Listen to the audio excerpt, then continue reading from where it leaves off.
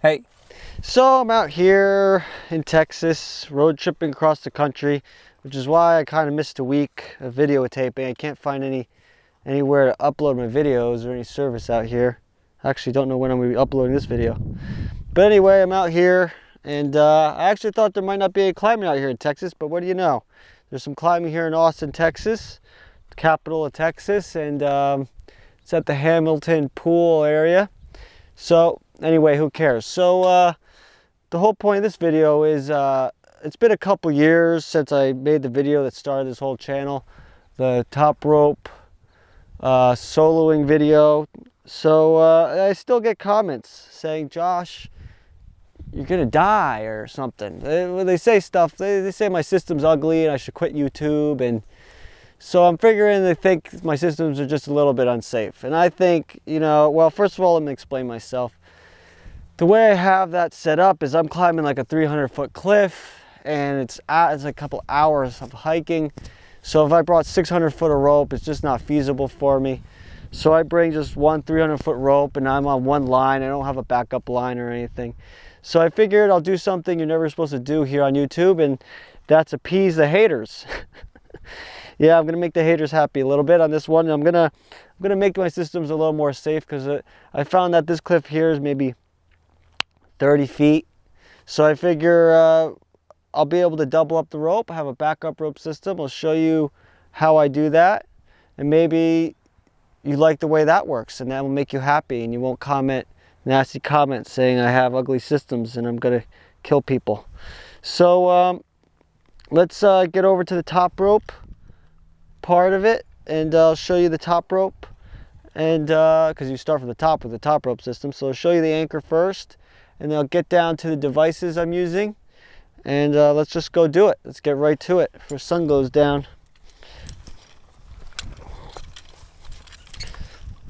Okay, so we're at the top here. Here's our anchors. Now what we're doing, what you're gonna do is you're gonna just double up the rope. So I got half the rope down there, and I grabbed the middle of the rope. So this is basically the middle of the rope, middle of the line, and we're gonna tie double figure 8 bunny ears. And if you don't know what that is, I have a video on making that, and we're clipping that into the anchors. And look, I'm even using a locking beaner on this side instead of those clips that they have over here. See how safe I am, guys? Look, the systems aren't ugly. I'm a safe guy. So that's where we're starting. We're just gonna do a double ear, bunny ears, figure 8, clip them into these bolts to equalize them, and then we got 2 running ropes down here. We got one over here I'm gonna rappel on my gree, and my hands are off it, and I got this line here connected. See how safe I am, guys? Look at that. And then I got this other line that's just hanging down there. So now rappel down there, and we'll get this party started. I'll show you how to safely climb up with the backup device that I got here. Let's go down there. Okay, so we're down here at the bottom. It's pretty hard to film by yourself, but I think I'm getting the job done here. If I am and you like it, then go ahead and hit that subscribe button. I got tons of stuff for you guys to watch now. Been in the game for too long. So let's see. First of all, when you pick your route, I mean, the way I pick a route is I come down to the bottom, I check out the place. I've never been here before, but now I'm here, and I looked around and I said, hey, that looks like a good climb, and it looks interesting. And you want to pick a climb when you're doing this. You don't want it to be a wandering climb. You want it to be something that kind of goes relatively just straight up, because that's going to be the best for this technique, because your device is going to want to just go straight up, not all over the place. That's just a pain in the butt. The anchor's up there. You don't want to, okay, you get the point. Anyway, look, I got my helmet on. Safety first. So let's see the devices here. You don't need this Jumar unless you want to be a wimp and get to the top. You can always just rappel back down, but if you want to get to the top and pick something that's too hard, maybe you should get a Jumar. You can He-Man your way up. Okay, it's Jumar. Now, of course, my micro tracks, which, where the hell is my micro tracks? Oh. So, yes, the micro tracks is making a comeback still after all these years. I know, I guess I'm not making the haters happy or whatever. Well, not just haters. Everyone gives me advice. They say, hey, Josh, use another device. Use something that just doesn't have teeth. Well, you know, I can't find anything that slides up the rope and grabs the rope quite well as a micro track. So I'm just going to keep on using it until someone gives me something. Maybe something. Okay, anyway. No, I'm just kidding. Anyway, my baby's coming. So no, number 2 most important thing is you want the rope weighted like this. See how I got the rope all coiled up? Yeah, it's a 300-foot rope. It's super long. You could put a backpack on here, something. You want the rope weighted. Why? Because if you start climbing here, you're gonna have to start pulling the rope up, and any devices you use, they're not gonna slide up the rope. They're gonna pull the rope up with the device, and that's just not gonna work. So the bottom of the rope has to be weighted. Okay, so let's get up here. I'll clip into it. Okay, I found a wandering camera person. So anyway, I'm gonna clip into here. I got my micro tracks. So that's clipping into here, like so. And you wanna make sure you put it in the right orientation and not backwards. And of course, this is my altered micro track, so it can't get locked open. That's in earlier videos. You should probably check out my earlier videos about this stuff anyway. So we're gonna clip in with that, the micro tracks. Now this is where you guys are gonna get all happy and excited inside, because I'm actually gonna be using a backup device, and this is the Pretzel rescue sender. Okay, so I'm gonna put the rescue sender, and what's nice about the rescue sender is I don't have to feed it in through like the end of the rope. It could just hop right in the middle just like that and clip on in. And then this is called a screamer, and basically what it is if you fall, because this is a static line, so if you fall, this is going to absorb all the energy and not hurt you when you fall, because the static line is not stretchy. So if you take a fall on this, it's going to hurt. Then if you have this, it's going to absorb all the energy. You get the point. Anyway, then we have our gree-gree, which we're going to have to use if we want to descend. So that's all the devices. We've got the micro tracks, the rescue sender, my harness, the rope, and the screamer. So then we're going to hook this up to me down here,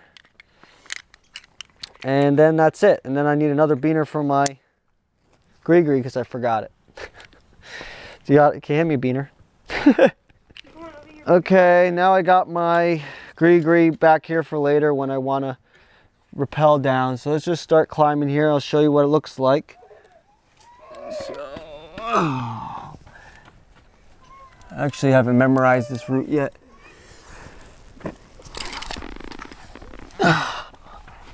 As you see, the rescue sender is kind of hanging out down there.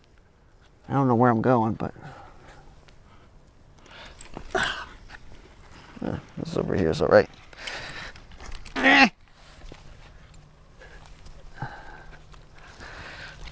Owie. Going left or right or whatever. Help. I don't know where I'm going. Well, I guess this is a good place just to fall and show you guys how it hooks up. So anyway, let's take a fall. Okay. So that's what the fall looks like. It's now gripped on here. What I do in my other videos is I say tie a knot somewhere when you get more off the ground. That way, if this thing ever failed, it would fall down and hit the knot. But now that we have a backup line, I'm not really worried too much about it. So that's basically the whole setup right there. I don't think I have to do a video of me climbing this whole thing. That's not that interesting, I guess. But that's that. And then, okay, let's just say we want to get into rappel mode now. Let me show you how I would do that. So we got the gree-gree, this line. I'll just get onto this line here. Now what we could do, which would probably be safer, is have another locker for this and clip that in. But because I'm a dum-dum, I'm just gonna unclip here from my backup and then clip this here and clip that there, and that's that. So now I'm ready to rappel down after I get all my gear off. Make sure you don't drop anything.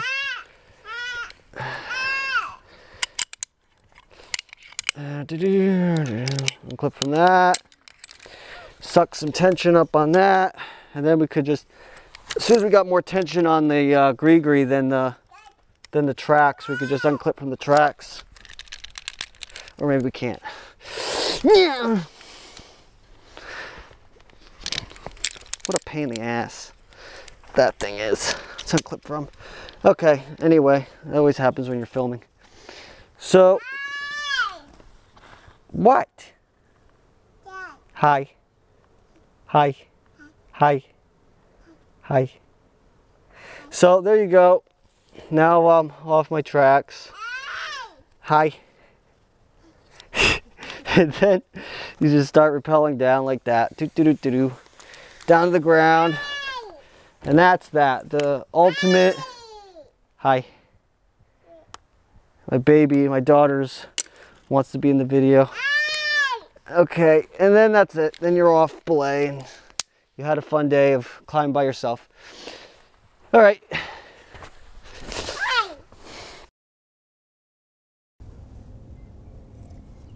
Hey guys, it's the next morning and I figured I'd add a couple things to this video before I post it so I could appease everybody out there. If that's possible.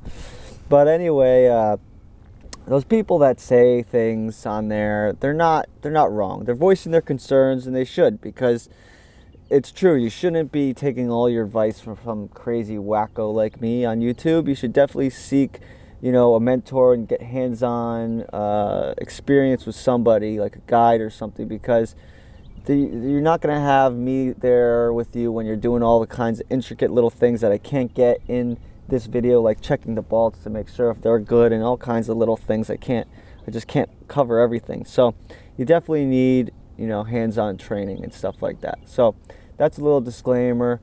Besides that, some of these things in this video you could definitely switch out. Some people recommend to use, instead of the tracks, they use something else as more of a camming device instead of a tooth device. I like to use the tooth device because, one, I'm not taking any kind of real fall where I'm going to damage my rope, so it doesn't bother me. I think Pretzel recommends even using a crawl for that, you know, that, which is a tooth device for the top rope soloing. So, and they also a backup like I use.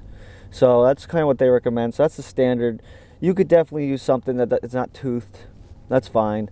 You know, use your discretion, and that's what comes with that. This is just, you know, a basic open forum type thing. You know, you could change. There's some things there's room for change there and stuff like that. Change what you want. The one thing you really can't change is you really need that rope weighted, because if it's not weighted, and then you also then you have to, it just kind of messes up the whole system because the devices won't slide up the rope.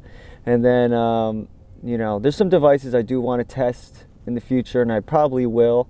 I don't know if I'll be making top rope videos all my life, but definitely want to look at some devices I think are pretty interesting out there, especially for the way I like to do it, which is one rope, you know.